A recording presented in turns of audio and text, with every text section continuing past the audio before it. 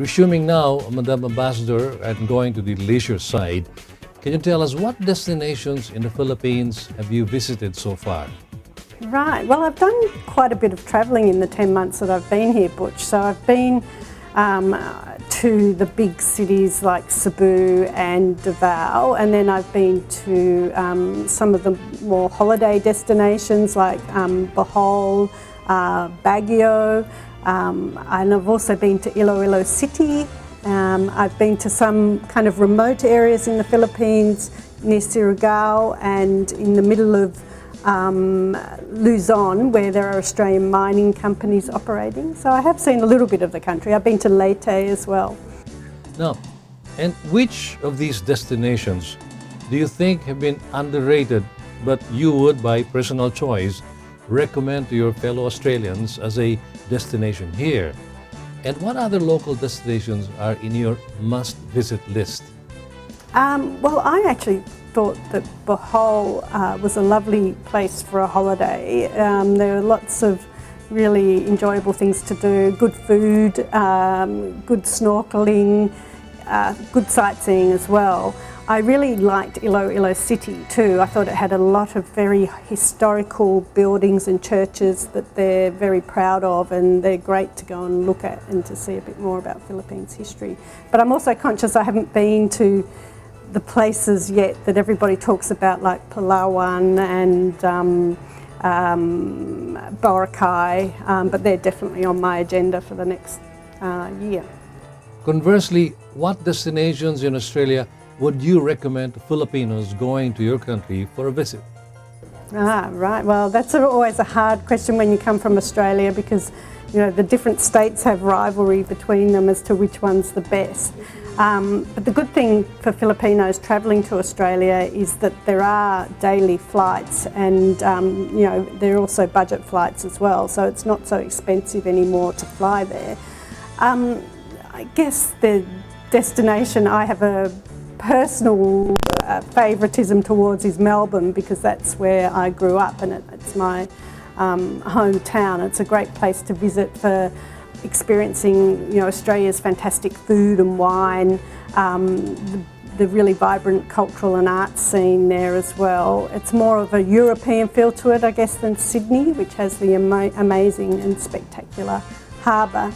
But I also know a lot of Filipinos love the Gold Coast. It's got great golf courses and beaches and that sort of thing that Filipino people love as well. So really there's something for everyone wherever you go in Australia.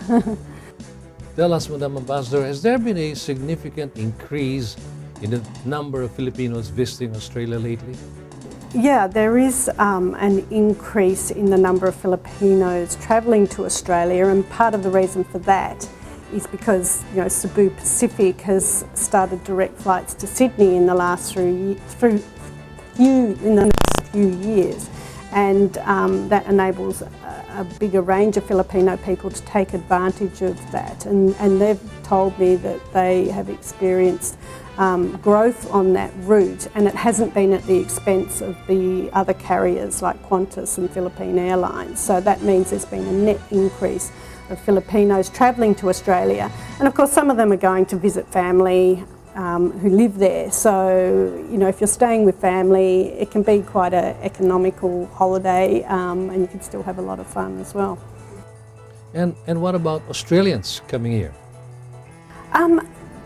We have seen Australians coming in increasing numbers to the Philippines, but I still think there's a huge amount of untapped potential in the market here.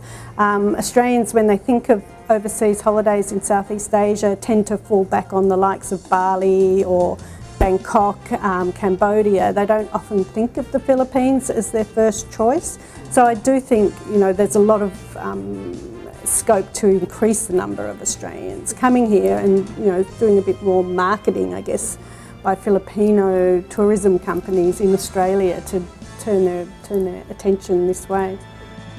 You are now celebrating your 70th year of diplomatic relations with the Philippines. What activities are involved in this celebration? We've had, Butch, a range of different activities over the course of the year, including a big social media campaign where we reached out to all of our followers and got them to engage with us on social media in the campaign, so they felt like they were a part of it. One of the more visually amazing things we did was to have our 70th anniversary logo lit up on the big globe outside the Mall of Asia, which was a really spectacular thing to do. But one of the most kind of meaningful things occurred last week when we had a group of Indigenous Australians of Filipino descent who came back to the Philippines, often for the first time, to explore their roots here. So their ancestors travelled to Australia in the 1800s to work in the pearling industry and married into local Indigenous families, and these people are the grandchildren or great-grandchildren of these people.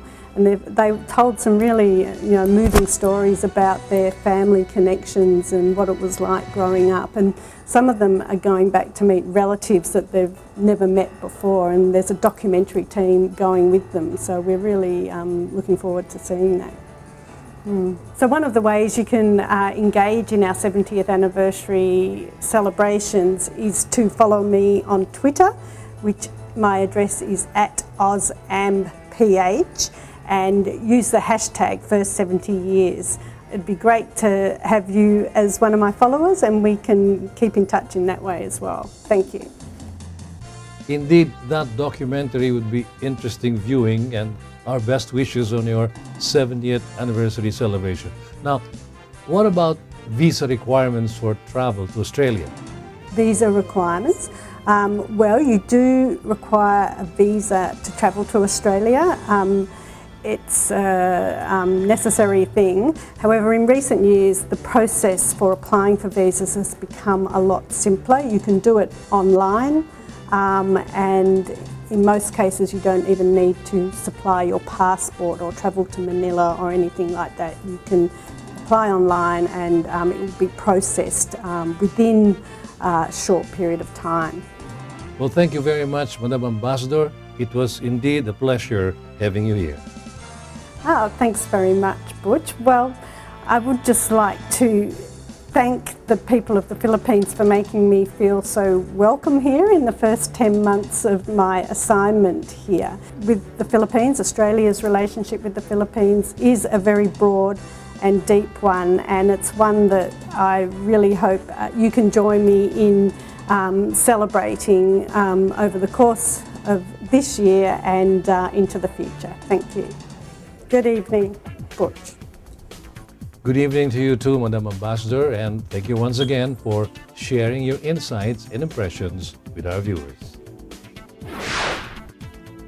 That was Australian Ambassador to the Philippines, Her Excellency Amanda Gorely, our guest this week on our Embassy Row segment.